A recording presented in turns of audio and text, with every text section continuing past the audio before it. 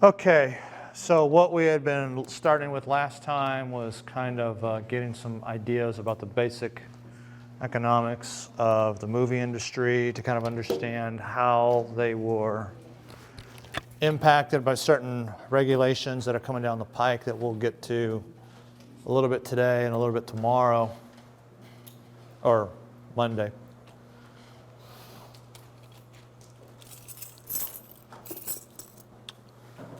So let's kind of continue our discussion here. So here's what we had kind of basically picked off from last time. We saw that in essence they're making these movies and they're distributing them, right? We have this vertical integration throughout the entire industry. Stuff is really, really, really cheap to make, right? We have, I don't think I turned this off, but let's make sure. I did not. We have our vertical integration here where we've got our studio, all right, our distribution network,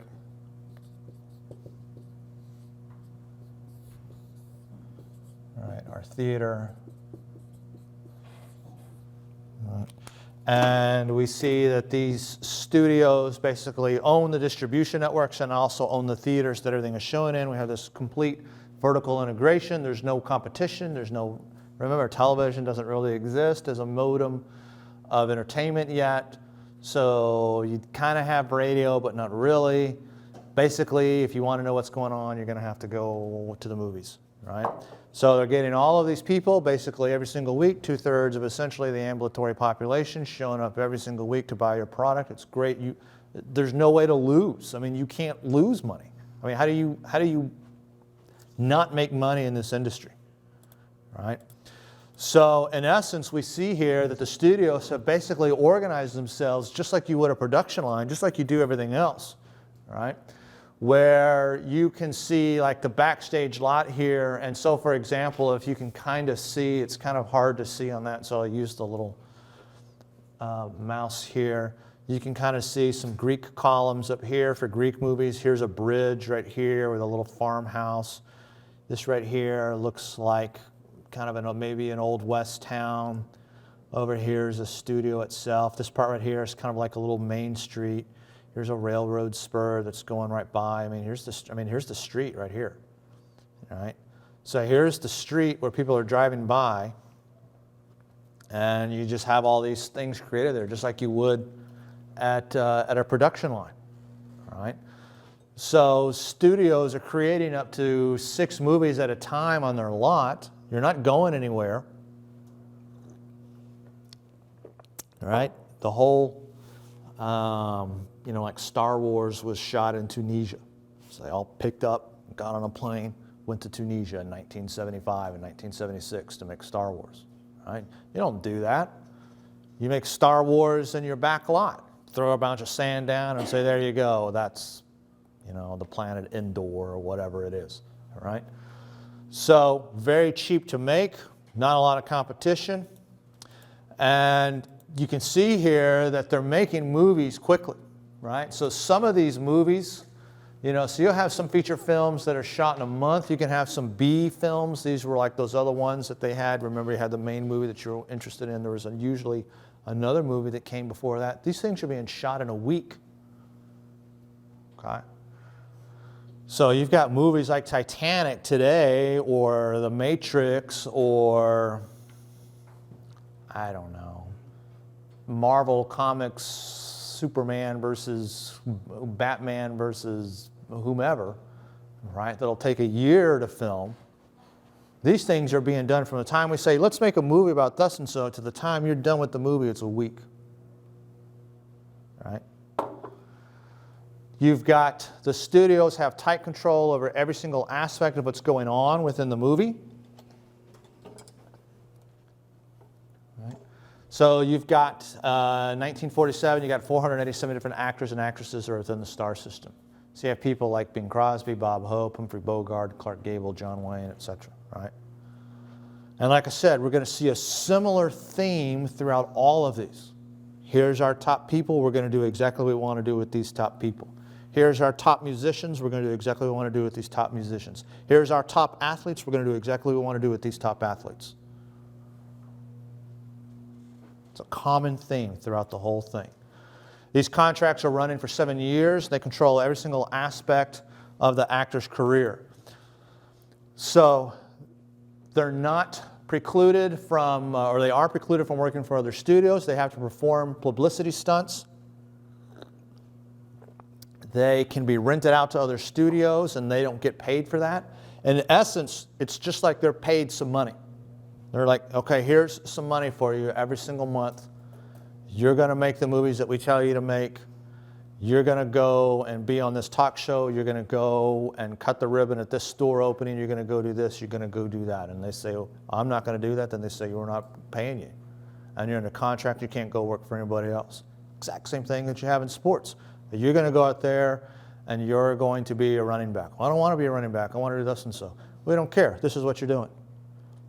And you're going to do this, this, and this. And if you don't like it, we're cutting you. All right?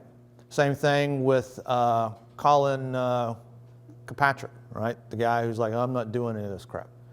I'm not a backup quarterback. I'm a quarterback. No, you're not.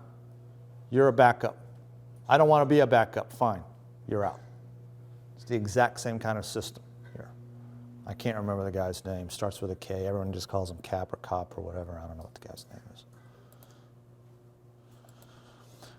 So you got Lana Turner, her refusing a part in The Three Musketeers. She says, I don't want to do that. That's a stupid movie. I don't like that idea. They suspend her without pay. If she doesn't work during the height of her career, right, people don't remember who she is. They don't go see her movies anymore. She's not a bankable star. Her value goes down. She relents and she goes to work for them, right? Joan Crawford. She's owned by MGM. Notice I say she's not employed by MGM. I'm using language on purpose. She's owned by MGM. She's loaned to Columbia. Bette Davis is owned by Warner Brothers. She's loaned out to RKO. Right? Studios control every single aspect of these people's images. Right? They tell them what to say. They tell them how to script their interviews. They change their facial appearances. They change their names. They alter biographical details, etc. All right, so here's a person right here, Isor Danielovich. And you probably don't know who that is. That's Kirk Douglas, of course, who had a son named Michael Douglas, who's a very famous actor. And of course, Kirk Douglas is a famous actor as well, too. This is him in All Quiet on the Western Front. Marianne Morrison, anyone know who this is? It's John Wayne. Can't have a star who's a stud with the name Marion. We're going to have to call you John Wayne. That's your name now. Emmanuel Goldenberg, Edward G. Robinson. And of course, Goldenberg, Danielovich. What type of names are those?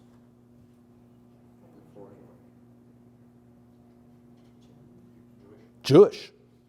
Edward G. Robinson. Does that sound Jewish? That's Joe Blow down the street. Kirk Douglas, that's not a Jew. That's the guy who lives 2 doors down, right? Changing all kinds of details about people's names. So what do they get for all of this work? They get relatively low salaries. 1947, Clark Gable, he's one of the big wigs. He makes less than $100,000 per film, around $1 million today. All right. So when he's making Gone with the Wind, which is still showing in some theaters around the world, he gets, in essence, nowhere near what Jim Carrey gets for Cable Guy. All right. Jim Carrey gets $20 million for Cable Guy. Are people going to be watching Cable Guy 100 years from now? Probably not. Maybe they will, but probably not. Right? Here's Gone with the Wind. This thing made a tremendous amount of money. The guy doesn't get that much money for it. Right? Here's your check. You're done. No royalties, no nothing. Here's some money. Once you're done making the movie, you're done. All of the profits that come from this, from the rest of from 1939 all the way up till whenever, that all goes to the studio. You get nothing.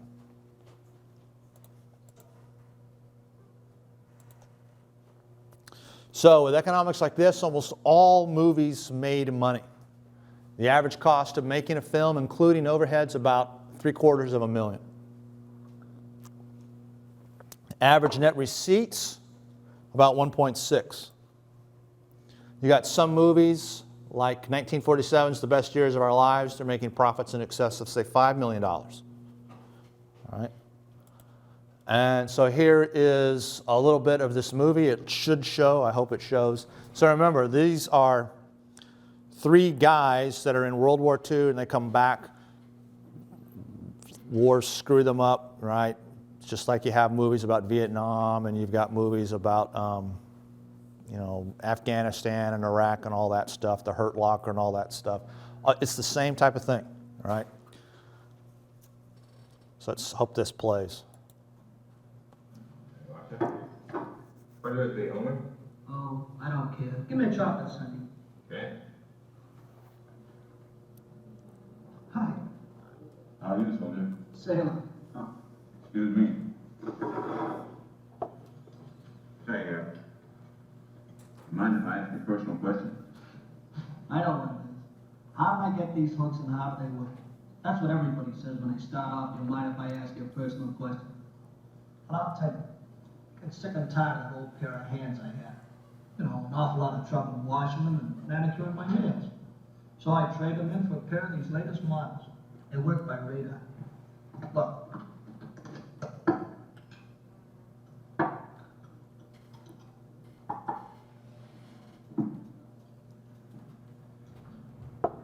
Pretty cute, eh? You got plenty of guts. It's terrible when you see a guy like you that had to sacrifice himself, and for what? And for what? I don't get you, mister. Well, for you.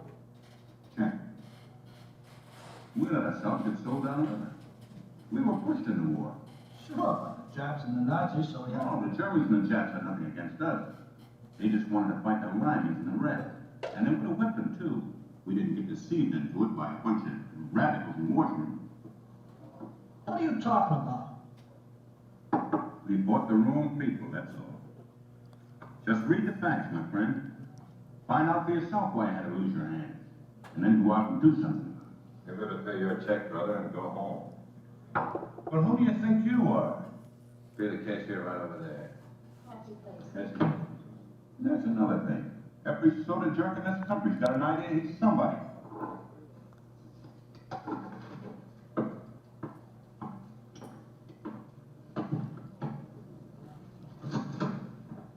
Look here, mister, what are you selling anyway? I'm not selling anything but plain old-fashioned Americanism. Some Americanism. So we're all a bunch of suckers, eh? So we should have been on the side of the Japs and the Nazis, eh? Again, I say, just look at the facts. I've seen a couple of facts. I've seen a ship go down and over 400 of my shipmates went with it.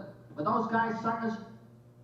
That's the unpleasant truth. And the sooner we get wise to it, the better off we're going to...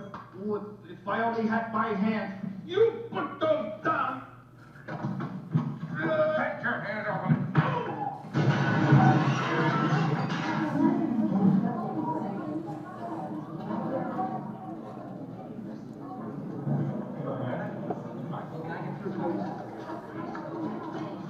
Go get drugs. What that? It was for Gary. He hit him. Bring some aromatic spirits of ammonia, iodine and bandage. Yes, sir. Don't say it, chum. The customer's always right, so I'm fired. But this customer wasn't right. Meet you outside in a minute, kid.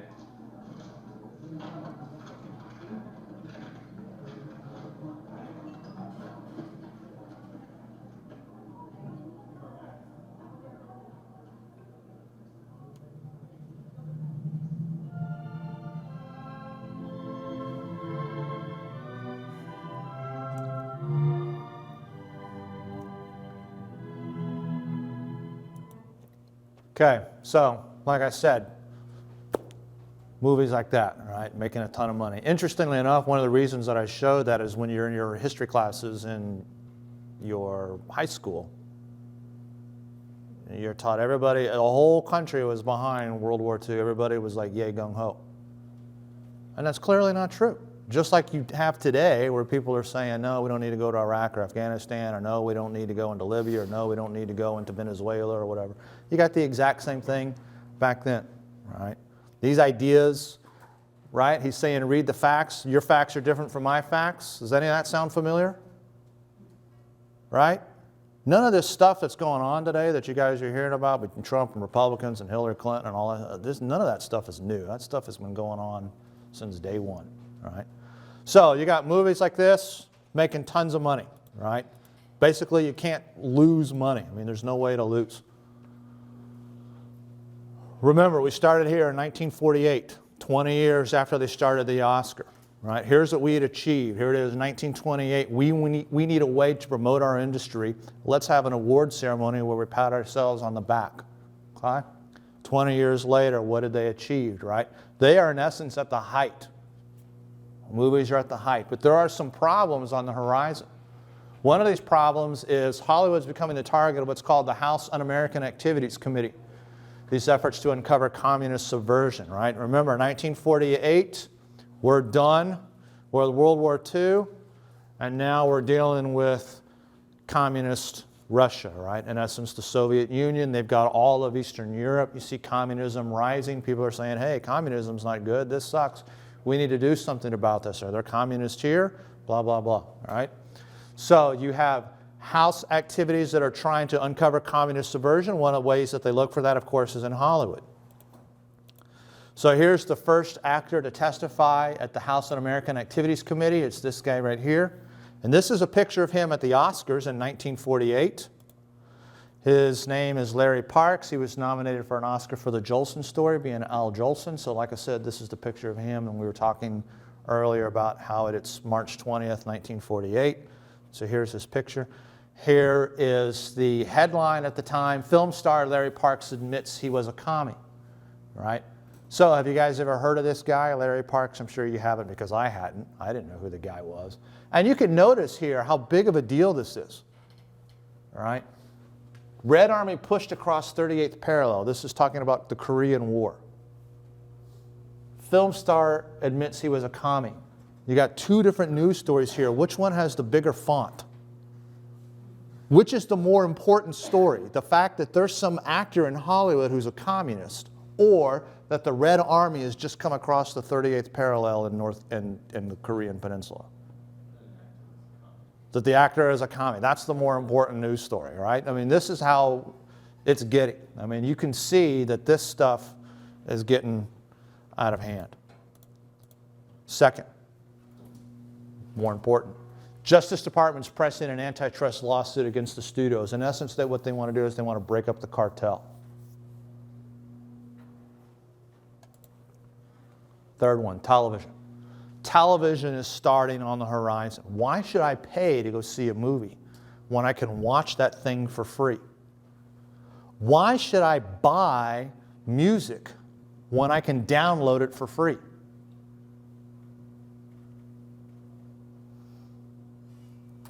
Why should I pay for ESPN if I can watch football on YouTube for free? Right? Common thing. So let's kind of see how we got to this point, where we're a cartel. How did these studios get together and say, we want to form a cartel? How does that happen? That's what we want to know.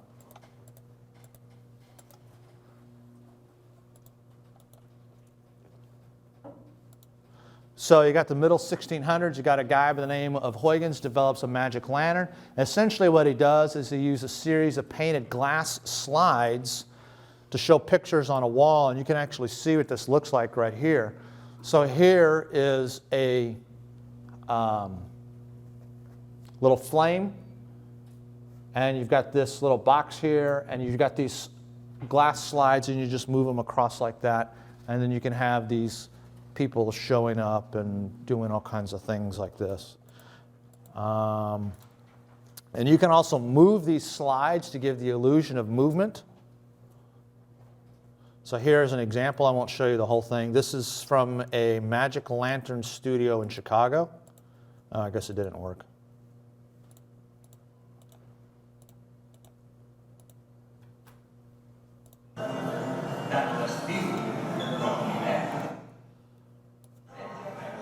See? Oh, look. Here comes the person, right? Look, it's snowing, blah, blah, blah. Look, the ship is burning. Oh. Rain, woo. We're on fire, ah. Right, you get the point. You got a rich tycoon by the name of Leland Stanford, who gave a whole bunch of money to start a school. What was that school called? Stanford. He places a $25,000 bet on whether a horse is always touching the ground when it runs, right? He hires a guy by the name of Edward Muybridge in 1878 to answer this question. So what he does is he sets up a series of cameras with a shutter speed of 1/500th of a second in a row. You've got a little bitty string, and every time that the string gets broken, it's going to take the picture, right? And you may have seen this or not. You can put this to, and you put all of these together really, really quickly, and look at them quickly. You get a horse in motion, right? So in essence, this is what he does. And so here's his answer to the question, right, of what is happening. But he uses this technique on a whole bunch of other subjects, right? So he takes his traveling show on the road. He meets a guy by the name of Edison in New Jersey. Edison's intrigued by this. He assigns a guy to the task of improving it. And this guy here, Dixon, develops a projector, right? You look through a lens, there's a series of images on a spinning wheel, and you have our first movie here called, in essence, Monkey Shines in 1890, right? So here's something else that's kind of interesting. We have this idea that it's Edison doing all of this work. He's basically just the one directing the research and saying, hey, you guys do this, you go do that, you do this. It's these other people that are developing the techniques, and Edison is the one that, to a large degree, is getting the credit for it. So here's the first motion picture, right? So basically, they just kind of taped somebody's doing something, and you can see there's really nothing to see, right? It's not that great of a technique, lifting arms and doing stuff like this.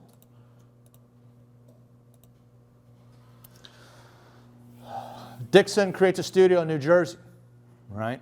Edison's crew begins experimenting with new techniques and new devices. They're trying to improve it, right? 1893, they create something called the blacksmithing scene, right? Once again, I mean, remember, they're just kind of screwing around here.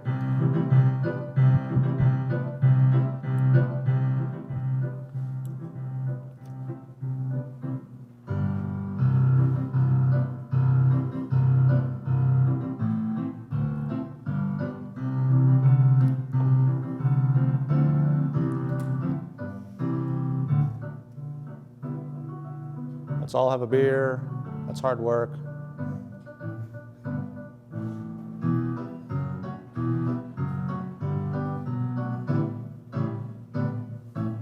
Did you guys notice the person in front that they told to move out of the way at the very beginning? Did you see that?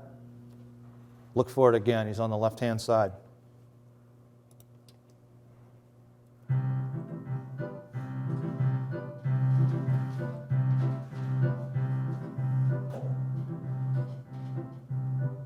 Hey, Joe, you're in the way. Get out of the way.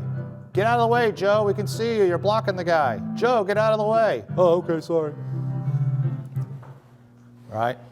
They're basically just screwing around, right? They're trying to figure out what we can do with that. And you can notice how much improvement you've seen just in 3 years with techniques on how to get stuff on the film.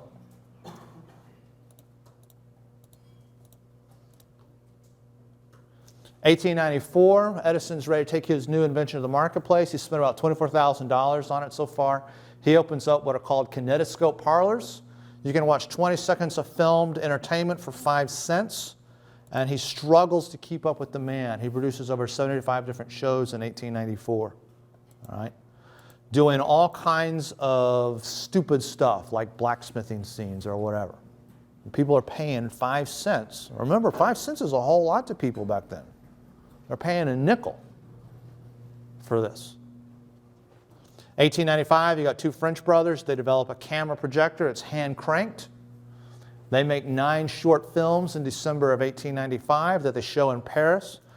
And to give you an example of how mundane these things are,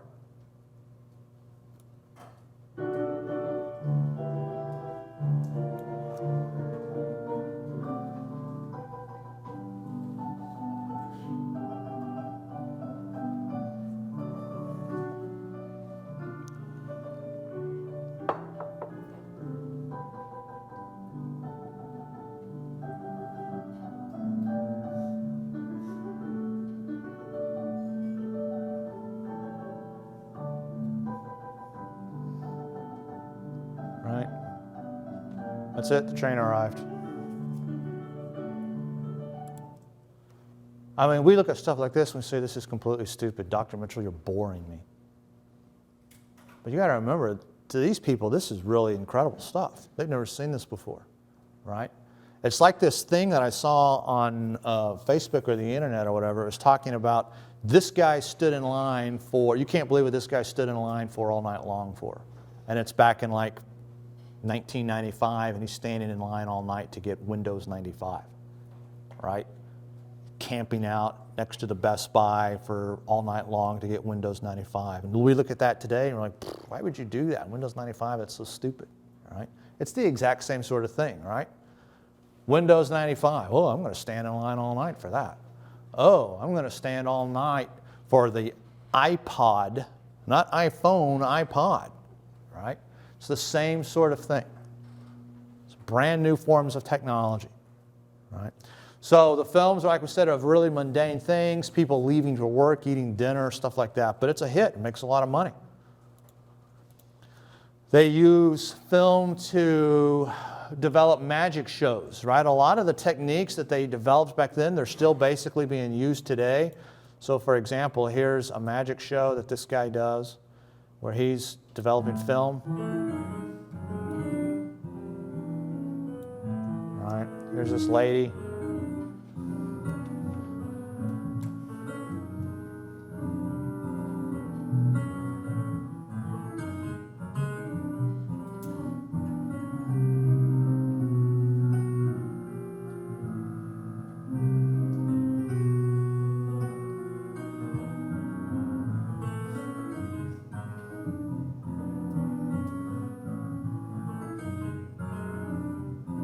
Oh, she's gone. What happened? Oh.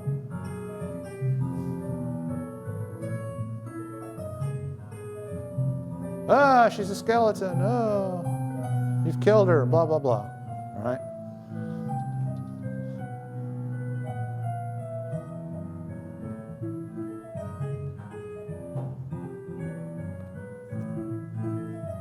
And of course, we know what happened, right? They're stopping filming, they're telling them to stand still, just like that. And the woman gets up and moves, and they replace it with the dummy skeleton and all that crap, right? But people are looking, they're just like, oh my gosh, this guy's a magician. Look at what he can do. You got a trip to the moon that's being made, all these types of things. 1896, Americans produce a film called The Widow Jones. The couple kiss at the end of the movie, right?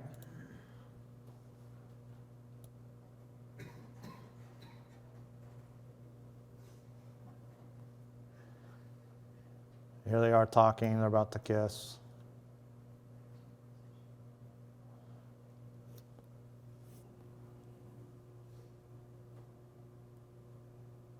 Right? Huge scandal, right? Regardless of the fact she's probably coyote ugly, maybe? If you guys know what that means? We know what coyote ugly means? You'd rather gnaw your arm off than wake her up, right? So, we have these arousals, these calls for censorship, right? People are looking at the stuff and saying, oh my gosh, you can't have stuff like that. You can't have people kissing on film. That's vulgar, right? This film is seen by a young immigrant by the name of Adolf Zukor. He's greatly impressed with this new technology. Movies are becoming really almost voyeuristic. Men can watch women undress. Women can watch men like Eugene Sandow here flex his muscles. And so you can see this guy here, basically he's just doing this. And people are like, oh my gosh, look at this. He's enticing us towards sex and vulgarity and all of this stuff. It's pornographic, etc. All right.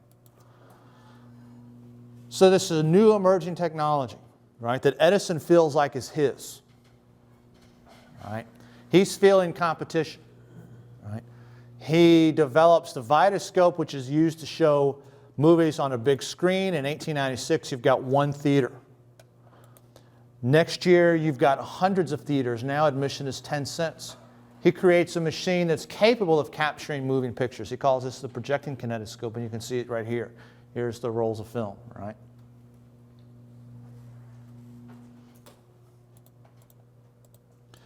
You've got commercials that start. These are underway. So here's one for Admiral cigarettes, right? We start seeing commercials for things like cigarettes. So here's a whole bunch of guys sitting around. Oh, here comes Napoleon. Let's all smoke. Free cigarettes for everybody. All right? Everybody smokes. Yay, this is wonderful. All right? I mean, just stupid stuff, right? But, I mean, people are impressed by this. They're like, I'm going to go buy cigarettes. I need a cigarette right now. That's, in essence, what people are saying to themselves. All right? 1900, you got a guy by the name of Edwin Porter. Becomes kind of America's first filmmaker. All right? He tries to tell stories, so he has things like The Life of an American Fireman or The Great Train Robbery, which is, in essence, the first blockbuster. So this one's pretty long. It's about a minute.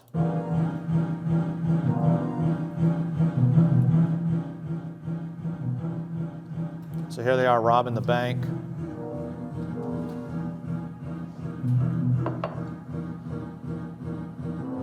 Knock out the clerk.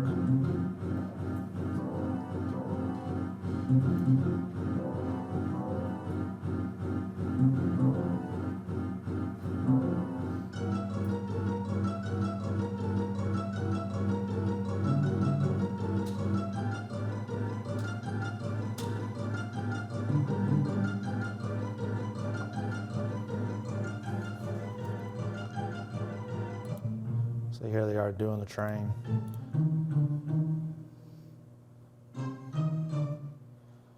And you may have seen this at the very end of this movie. The bad guy comes on and he's in color and he has the gun and shoots like that. Right? I can't find that. And people are like, I mean, it's open and they're like, oh my gosh. I mean, they feel like the guy is right there. All right? First Nickelodeon opens up in 1905. By 1908, you got 4,000 of them, 2 million customers a day. These things are running 8 a.m. to midnight, 7 days a week. Right? That means they're running on Sundays, 8 a.m. to midnight. People aren't going to church, they're going to the movie theater. All right? You got movies exploding everywhere.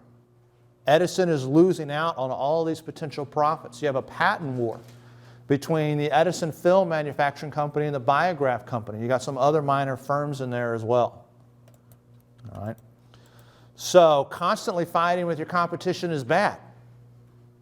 So in essence, what they do is they say, okay, what they do is they form a company, a film trust called the Motion Picture Patents Company, the MPPC, not MPCC. Their objectives are to decrease competition. They want to decrease instability. They want litigation from patent wars. They want that reduced. And in essence, what they say is we demand licensing fees from producers, distributors, and exhibitors. Right? It's the same thing that you get from your software. When you install software on your computer, you click the end user licensing agreement. And what that end user licensing agreement says is, I do not own this software. I am leasing it from this company. That's in essence what you're agreeing to. It's the exact same thing here. It's a licensing fee. So when you're buying that software, you're not in essence buying the software, you're licensing it. And that's in essence what they're saying. We want this software. We want to be able to license this. They set a January 1909 deadline for all the companies to comply. By February, you've got these unlicensed outlaws. They refer to themselves as independents. They're protesting and they're carrying on business without submitting to the monopoly. Summer of 1909, this independent movement's in full swing. So you've got producers and theaters using illegal equipment, imported film stock. They're creating their own underground market.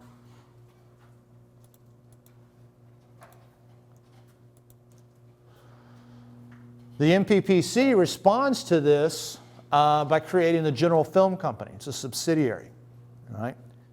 Doesn't really look good if Edison's the one around hitting up people with a stick.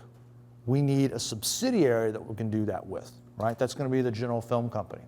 So the General Film Company goes around, they confiscate unlicensed equipment. In other words, they'll come in, they say, hey, you don't have a license for this stuff, we're taking your crap.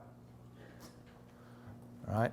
They discontinue product supply, film, to theaters which showed unlicensed films. You're not showing the types of films, you haven't paid us a license, we're not going to give you any more films. They effectively monopolize distribution. Right? Hey, Napster, and you guys may not even know what Napster is. It doesn't mean that much to you. It means a whole lot to us, right? Hey, Napster, you're distributing music without a license. We're shutting you down. It's the exact same thing. So many of these early independents were film exhibitors, right? In other words, it's the theaters. They had ventured into production when they found their supply of film, in other words, the movies that they could show, threatened.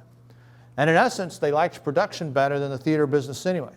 So you have this Nickelodeon boom starting to end about 1911, right? So here are some prominent independents. You got Carl Laemmle. You have Adolf Zukor. Here he is on Time. He was Man of the Year at one point in time. He forms a company called Famous Players.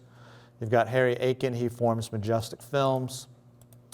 So the government hits the MPPC and the General Films Division with an antitrust suit. They say, in essence, you're acting like a trust. All right? 1915, courts rule that they have acted like a monopoly to restrain trade. Now remember, from your Principles of Micro class or your IO class, it's not illegal to be a monopoly.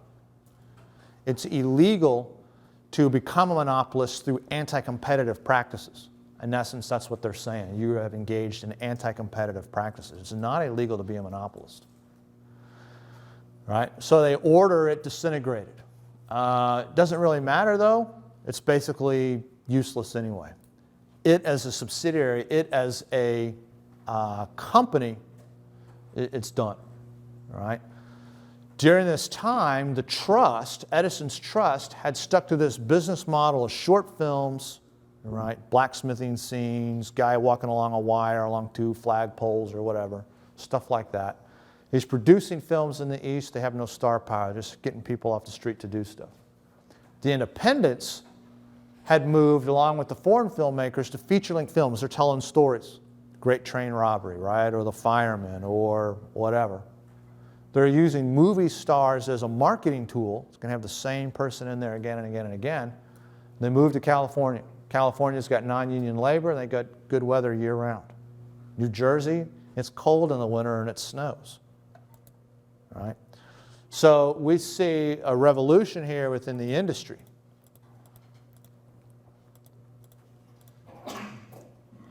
In 1914, France has about 90% of the world's market. By 1919, this is about 15% of the world's market. All right? So we see the U.S. becoming a dominant film business for a variety of different factors. Number one, we've got a large market comprised of a bunch of diversified immigrant labor. In other words, if you make a movie, there's a market for it. It doesn't matter what the movie is. You can make the movie about any experience that you want to. This movie is going to apply and be, you know, the Irish are going to go see this one, and the Russians are going to go see this one, and the Americans are going to go see this one, and the Italians are going to go see this one. You've got an organizational structure that's corporate versus this artisan culture in Europe. All right? The corporate structure saying, we're going to make movies to make money. You've got optimism and happy endings in U.S. films. Europe has depressing movies and themes, right? So, for example, how many of you guys have seen the movie Risky Business with Tom Cruise back in the 80s? He's a high schooler, and in essence, what he does is mom and dad go away on a trip, and what does he do in the movie? He sets up a brothel in his house, right? So he sets up a brothel in his house because he is trying to stand out and make money so he can get into Harvard or whichever one it was, I can't remember. And at the end of the movie, you know, the girls that he gets to work in his brothel, their pimp gets mad and he gets the girls back and he loses all the money, and the pimp takes all of it, he cleans out, steals everything in his house. He has to use all the money that he's earned to buy back all of his stuff, all right? And then at the end of the movie, he gets the girl and goes to Harvard. When they originally shot the film, he didn't get the girl and he didn't get into Harvard, right? And so when they were showing the film to prospective audiences, and they'll show them the film, and then they have them take a survey afterwards, what do you think about this film? Do you like this film? Blah, blah, blah. Everyone says the ending sucks. We want him to get the girl. So they went back, reshot the thing. That's why the film is shot with them being together in a restaurant, because that was the only place that was available for shooting at the end of the film. Right? By the time they were all done, everyone had in essence been dismissed. So you got non-union labor. Non-union labor, of course, is cheaper than union labor. Of course, World War I's not hurting either. So you have this huge market shift from France to the U.S. You've got a guy by the name of Hodgkinson who comes along. He revolutionizes the way movies are made. So prior to this, movies are distributed through something called either states' rights or roadshow.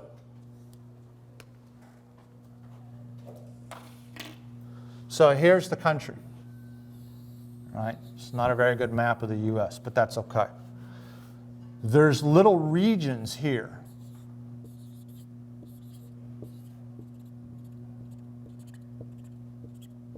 Right? And there's, of course, theaters within each of these different regions. Okay? So what we have is under states' rights, the producer is selling their films on a territorial basis. So there is some guy who owns this territory here in South Florida. That's his territory. So here I am, I'm making the film over here. I'm going to sell it to George, and George takes this film and he distributes to all the theaters in there. Okay? And he shows that film again and again and again until the film literally basically falls apart. It's the most logical way to have a nationwide release, right? So you're actually selling copies of the film. And it's ideal for these short films that have these brief stays. But it's ineffective for basically these feature-length films. So in essence, what you're doing, here's the producer. And by producer, I mean the person making the movie.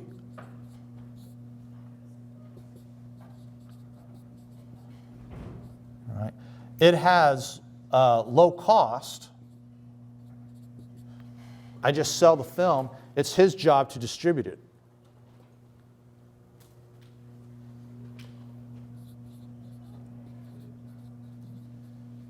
It's got low revenue too, right?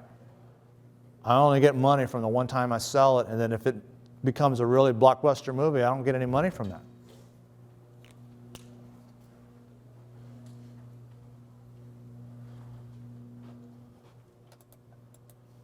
Roadshow is a little different, right? The film's treated like a special theatrical engagement, right? The producer is going to contract directly with the studio, directly with the theater. They're going to say, show it at these particular prices. So here's our states' rights. Here's our roadshow. And so they're going to say, oh, okay, we're going to contact and show this thing in Chicago, and we're going to charge this price for it. And it's going to be this big deal. You don't show it again and again and again. You show it 3 times a day or whatever.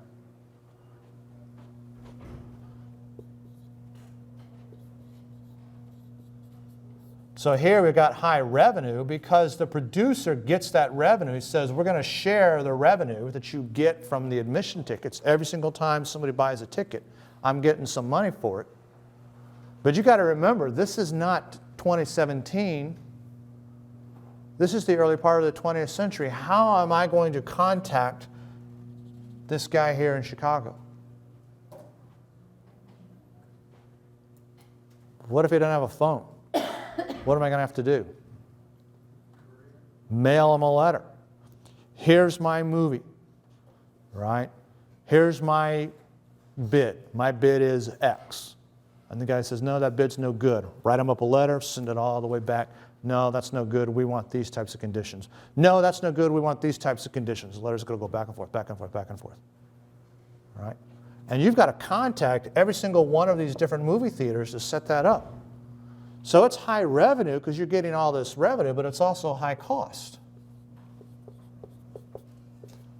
So something that's high revenue, high cost, what does that mean for profit? Low profit. Something that's low cost but low revenue, what does that mean for profit? Low profit. Basically, the producer here, no matter how he distributes the movies, whether it's through state rights or whether it's through roadshow, they're not making any money. And what we're going to see is we're going to see how Hodgkinson solves that problem on Monday.